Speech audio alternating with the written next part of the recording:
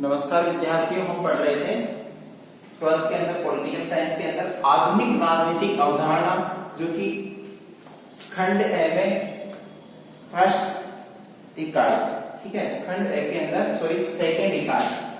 Second इकाई के अंदर हम पढ़ रहे थे। सेकेंड इकाई के अंदर हमारा जो पहला अध्याय है वह है आधुनिक राजनीतिक अवधारणाएं, ठीक है। और उसमें हम आज बिंदु पढ़ेंगे राजनीतिक दल। राजनीतिक दल के बारे में हम पढ़ेंगे कि जो समाजीकरण के उद्देश्य से हम जो इस लेसन को पढ़ रहे थे, जिसमें राजनीतिक दल क्या बताते हैं। देखो, राजनीतिक दल अपनी नीतियों, विचारधाराओं और कार्यक्रमों के माध्यम से क्या है कि राजनीतिक दल अपनी नीतियों, निर्णयों, विचारधाराओं और कार्यक्रमों के माध्यम से समाजीकरण का महत्वपूर्ण कार्य करते हैं। राजनीतिक दल क्या करते हैं? नीतियों, विचारधारा,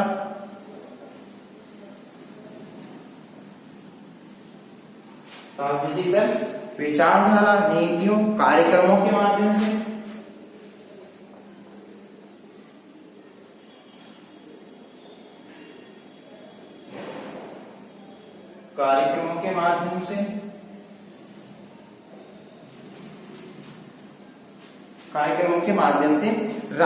समाजीकरण का महत्वपूर्ण कार्य करते हैं। क्या करते हैं ये? समाजीकरण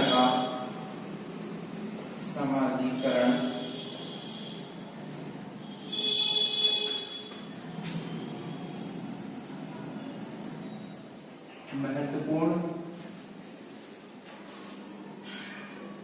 कार्य करते हैं। मतलब नीतियों, विचारधाराओं, कार्यक्रमों के माध्यम से समाजीकरण का जो महत्वपूर्ण कार्य किया जाता है वो किसके द्वारा किया जाता है? राजनीतिक दलों के माध्यम से किया जाता है। अब राजनीतिक जो दल है वो लोकतांत्रिक देशों एवं साम्यवादी, मतलब क्या करते हैं कि राजनीतिक जो दल है वो लोकतांत्रिक देशों एवं साम्यवादी, सर्वाधिकारवादी राज्यों में, मतलब राजनीतिक दल लोकतांत्रिक देशों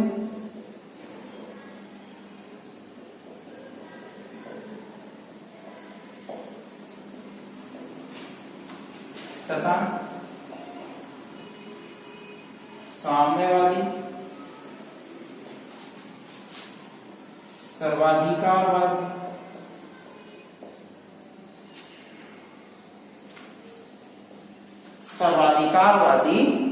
यानी कहने का तात्पर्य है कि सर्वाधिकारवादी राज्यों में राजनीतिक दलों की भूमिका, सर्वाधिकारवादी देशों में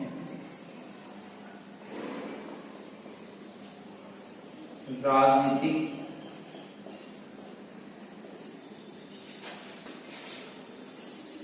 दलों की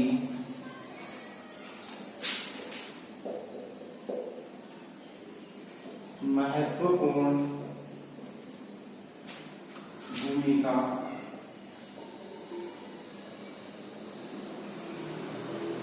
होती है। मतलब लोकतांत्रिक देशों तथा साम्यवादी, सर्वाधिकारवादी देशों पर राजनीतिक दलों की महत्वपूर्ण भूमिका होती है। मतलब महत्वपूर्ण भूमिका होती है, लेकिन कैसी होती है? महत्वपूर्ण भूमिका होती है लेकिन अलग अलग। विभिन्न देशों में क्या होती है? अलग अलग तरीके से यहाँ पे क्या है कि भूमिकाएं होती है कि कहाँ किस तरीके की शासन व्यवस्था है, कहाँ किस तरीके की शासन व्यवस्था है। अलग अलग देशों में अलग अलग प्रकार की शासन व्यवस्थाएं देखने को मिलती है। अब राजनीतिक दलों की भूमिका अलग अलग तो होती है। समाजीकरण के साधनों पर राज्य का कठोर नियंत्रण रहता है। मतलब राज्य का कठोर नियंत्रण किस पे रहता है? समाजीकरण के जो साधन है उन साधनों पर,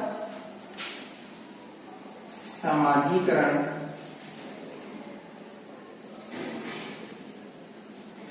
के साधनों पर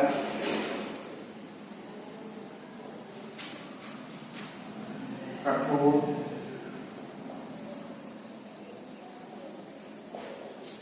नियंत्रण होता है। मतलब समाजीकरण के जो साधन है उन साधनों पे राजनीतिक दलों के द्वारा क्या किया जाता है? उनको पकड़ के रखा रहता है, मतलब उन पे कठोर नियंत्रण स्थापित करते हैं, कठोर नियंत्रण रहता है। और राजनीतिक दलों की बहुलता होती है, मतलब ऐसे राज्यों में, जबकि लोकतांत्रिक राज्यों में राजनीतिक दलों की बहुलता होती है। लेकिन लोकतांत्रिक जो राज्य हैं, लोकतांत्रिक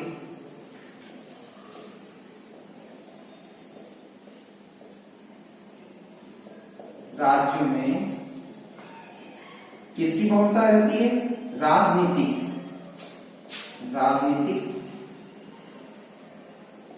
दलों की बहुलता होती है। बहुलता से तात्पर्य है कि लोकतांत्रिक राज्यों के अंदर एक नहीं कई राजनीतिक दल होते हैं। जैसे भारत के अंदर लोकतांत्रिक शासन व्यवस्था है, तो यहाँ बीजेपी, सपा, बसपा, कांग्रेस, माकपा, भाकपा, ये कई दल यहाँ पे क्या है, और इसका नाम क्या, बसपा इत्यादि दल क्या है कि ये राजनीतिक दलों की क्या हो गई, बहुलता हो गई है, मतलब बहुत से राजनीतिक दल यहाँ पे विद्यमान होते हैं। ठीक है, तो इस तरीके की स्थितियां उत्पन्न होती है। और बहुलता होती है स्वतंत्रता पूर्वक अपने अपने, मतलब क्या करते हैं, स्वतंत्रता पूर्वक अपने अपने विचारों के अनुरूप, स्वतंत्रता पूर्वक अपने अपने विचारों के अनुरूप समाजीकरण के लिए स्वतंत्र होते हैं। और राजनीतिक दल क्या होते हैं, स्वतंत्रता पूर्वक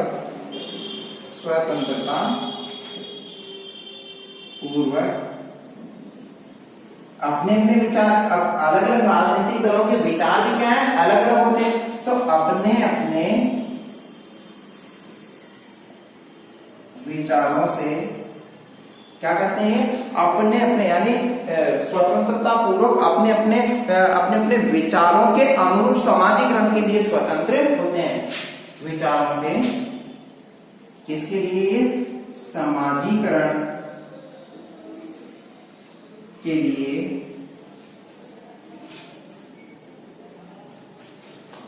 स्वतंत्र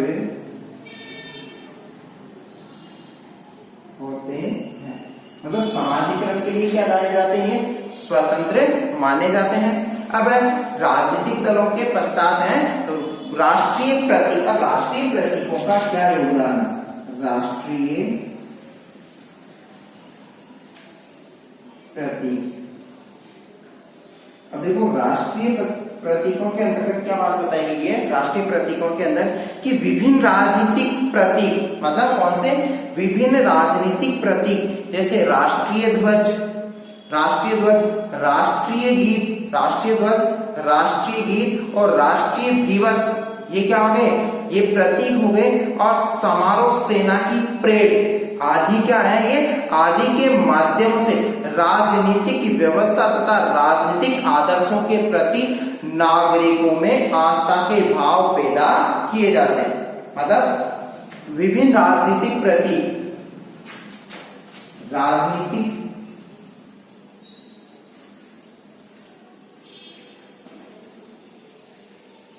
प्रतीक। अब राजनीतिक प्रतीक के अंतर्गत देखो, राष्ट्रीय ध्वज,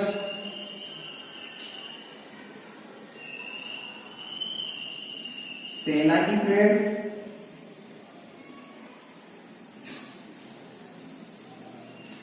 राष्ट्रीय ध्वज, राष्ट्रीय गीत,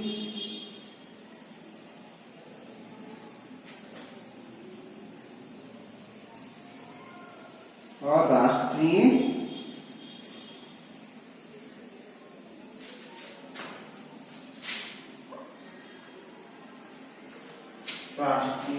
दिवस।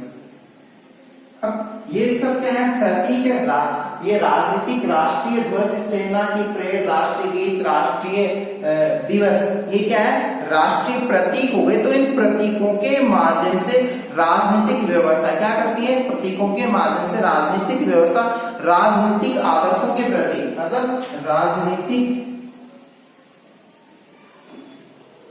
व्यवस्था राष्ट्रीय प्रतीकों के प्रति नागरिकों में क्या कर रही है, नागरिकों में आस्था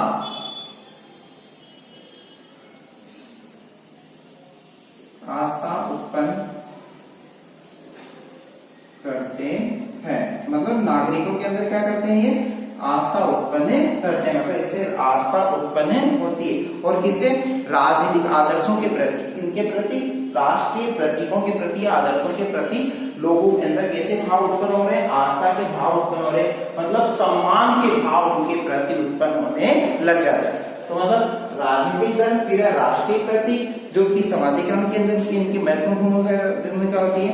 अब जनसंचार के जो साधन है वो कौन कौन से, इसके बारे में अध्ययन करते हैं। जनसंचार के साधन, इसके माध्यम से क्या बताया गया है, जनसंचार के साधनों से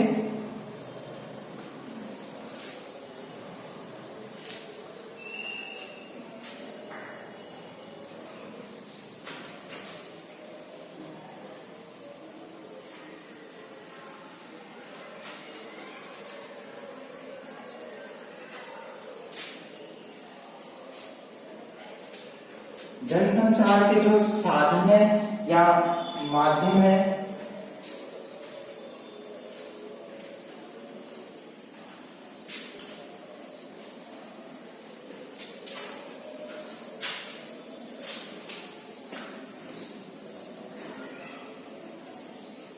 जनसंचार के साधन। अब देखो जनसंचार के जो साधन, इनमें क्या बताया गया है कि आधुनिक समय में जनसंचार के साधन समाचार पत्र, मतलब वर्तमान समय में क्या है, जनसंचार के साधन टीवी, रेडियो, अखबार,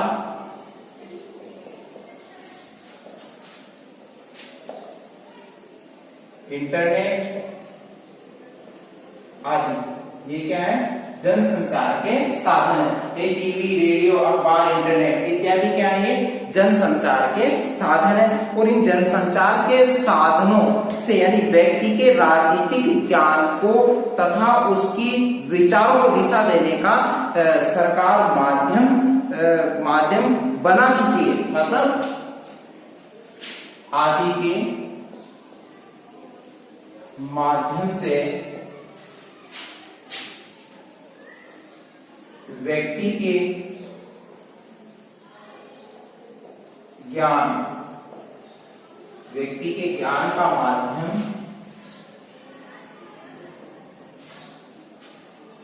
सरकार बन चुकी है, बन चुकी है। मतलब व्यक्ति का जो ज्ञान का जो माध्यम है वो क्या हो गया, टीवी के माध्यम से मैं संपूर्ण राजनीतिक प्रक्रियाओं का ज्ञान मालूम रहे, कहाँ कौन सी घटना घटित हो रही, कौन सा राजनीतिक दल क्या कर रहे हैं, सरकार क्या कर रही है, क्या नहीं कर रही है। रेडियो के माध्यम से, अखबार के माध्यम से देश विदेश की राजनीतिक घटनाओं की हमें इनके माध्यम से जानकारी प्राप्त होती है। तो इसमें क्या है कि व्यक्ति के ज्ञान का माध्यम हो गए, ये किसका माध्यम हो गए, व्यक्ति के ज्ञान का माध्यम, यानी व्यक्ति अपना ज्ञान किससे, तो मुझे क्या पता कि दिल्ली के अंदर सरकार क्या कर रही है, राजस्थान सरकार हमारे लिए कौन सी योजना है, लेकिन ये किसके माध्यम से प्राप्त हो रहा है, इन जनसंचार के माध्यमों से हमें जानकारियां अवगत होती है। ठीक है, अब भारत में भी ऐसा, मतलब भारत में भी ऐसा माना जाता है कि चुनाव आजकल मीडिया के दफ्तरों से लड़े जाते हैं। भारत में भी कैसा माना जाता है, भारत में भी चुनाव आजकल किससे है, मीडिया के दफ्तरों से लड़े जाते हैं।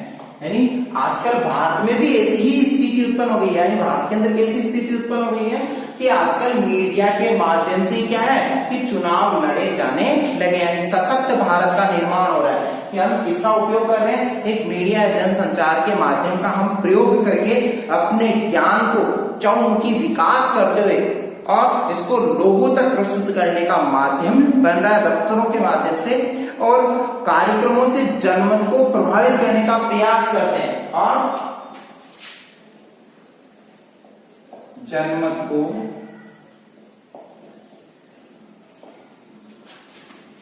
कार्यक्रमों से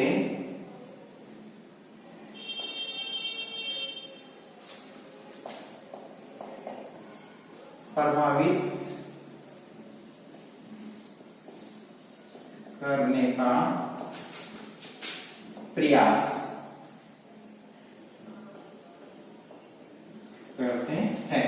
देखो, जनमत को प्रभावित यानी जनमत को कार्यक्रमों के माध्यम से क्या किया जा रहा, प्रभावित करने का कार्य किया जा रहा है। इन लोगों को अपनी ओर आकर्षण का केंद्र किनके माध्यम से, बड़े बड़े कार्यक्रम सरकार के द्वारा आयोजित किए जाएंगे, किसी राजनीतिक दल के द्वारा आयोजित किए जाएंगे, तो लोगों की उसके प्रति क्या रहेगी, दिलचस्पी बढ़ेगी, तो उसके अंदर उनका विश्वास जागृत होगा और वो एक दिन राजनीतिक दल क्या करेंगे, सत्ता प्राप्त यानी सत्ता को हथियाने के अंदर भी क्या है, मजबूत होके उभर के सामने आएंगे। अब राजनीतिक समाजीकरण किसी देश की, मतलब राजनीतिक समाजीकरण किसी देश की राजनीतिक व्यवस्था को प्रभावित करने वाला महत्वपूर्ण कारक, यानी राजनीतिक समाजीकरण क्या बताया गया है, राजनीतिक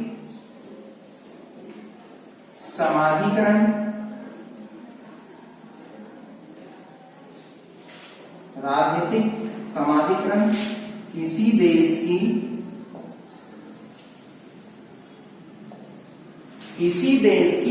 राजनीतिक व्यवस्था को प्रभावित करने वाला, राजनीतिक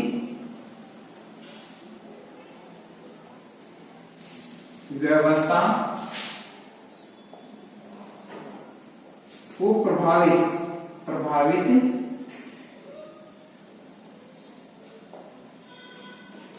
करने वाला महत्वपूर्ण कारक, यानी राजनीतिक समाजीकरण किसी देश की राजनीतिक व्यवस्था को प्रभावित करने वाला महत्वपूर्ण क्या बताया गया, कारक बताया गया, महत्वपूर्ण कारक है, किसी देश की राजनीतिक व्यवस्था को प्रभावित करने वाला महत्वपूर्ण कारक के रूप में इसको स्वीकार किया गया है। ठीक है, अब अन्य बात है, किसी देश में क्या है कि किसी देश में नागरिकों व सरकार के बीच अंतःक्रिया का अभाव पाया जाता है। किसी देश में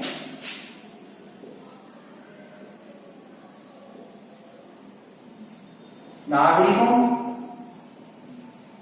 व सरकार के मध्य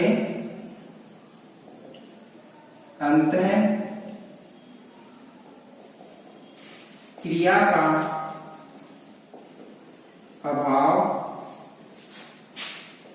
पाया जाता है।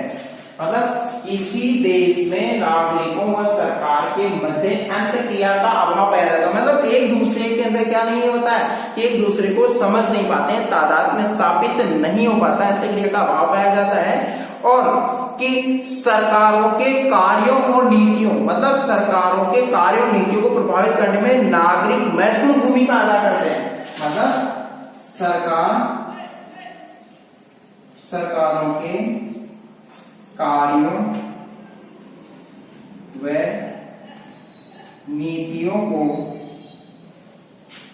नागरिक प्रभावित करने का प्रयास करते हैं।